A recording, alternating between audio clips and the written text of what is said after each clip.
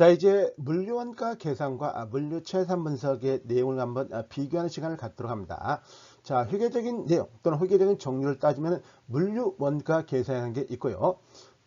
물류원가 계산과 물류채산 분석이 있지만은 물류원가 계산을 먼저 보도록 하겠습니다. 자, 물류원가 계산의 목적은 기본적으로 업적을 평가하기 위해서 합니다. 업적 평가 있고, 계산 대상은 뭐냐면은 물류 업무의 전반적인 모든 내용을 갖다가 계산 대상으로 삼아요.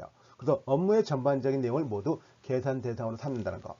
계산 기간은 어떻게 하느냐? 월별, 분기별, 연별 이렇게 할 수가 있죠. 그래서 보통 이제 월별, 분기별인데 분기별로 많이 하는 경우가 많이 있어요. 일단은 분기별 등 월별도 괜찮고 연별도 괜찮아요. 예상 기간은. 그런데 이제 분기별 등으로 많이 한다.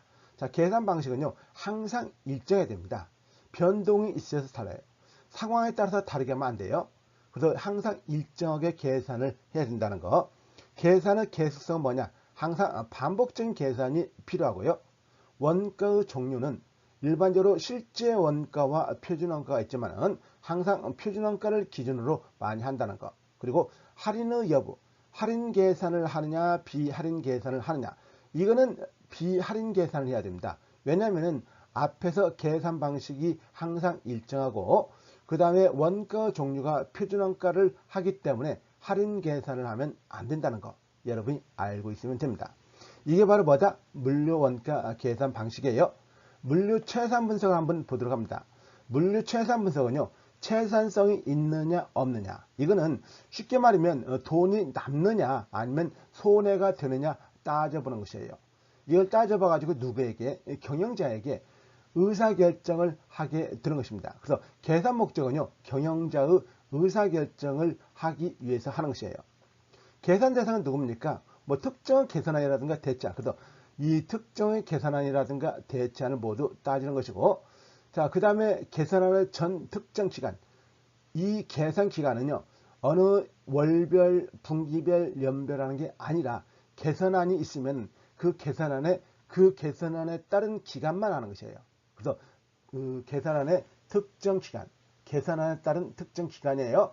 그게 연이 들 수 있을 수도 있고 월이 들 수도 있을 수가 있고 분기가 될 수가 있습니다. 그래서 계산안의 전 특정 기간이 있다.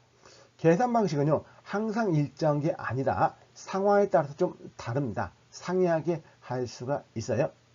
이런 것은 계산의 계속성적인 측면을 보시면 반복적인 계산이 아니라 임시적인 계산입니다. 임시적.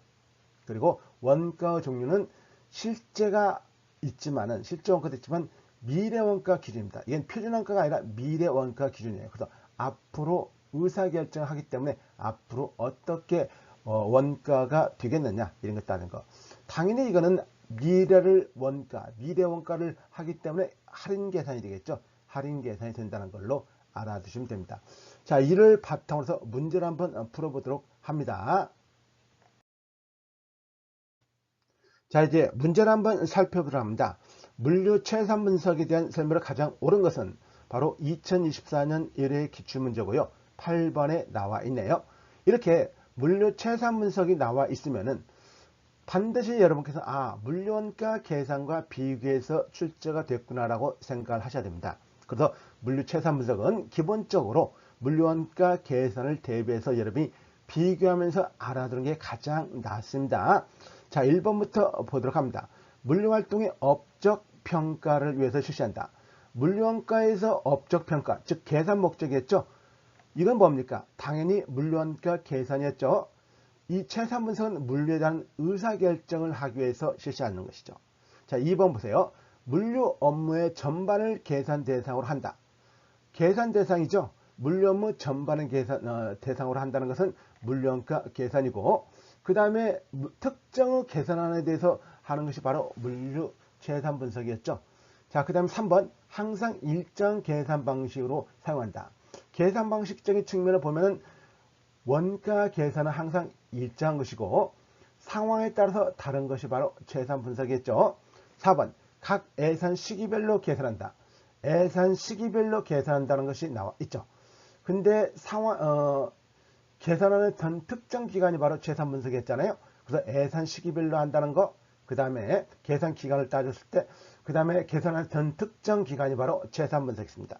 그래서 1번, 2번, 3번, 4번이 모두 뭡니까? 원가 계산이죠. 그럼 정답이 5번밖에 없겠죠? 그럼 5번이 왜 그러는지 한번 보시면은 당연히 뭡니까? 임시적으로 계산한다.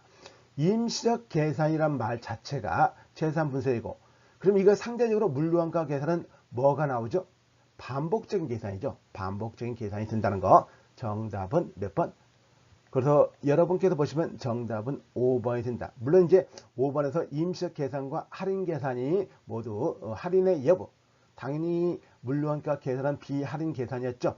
그 다음에 할인 계산이 바로 물류채산분석이다. 그래서 정답은 5번으로 나와 있습니다. 이런 식으로 여러분이 간단하게 공부를 하시고 배우셔야 여러분이 반드시 쉽게 합격할 수 있습니다. 수고 많이 했어요. 오늘도 수고하셨어요. 유통관리사 공부를 하는 모든 분들 힘내세요. 합격의 그 순간까지 열심히 공부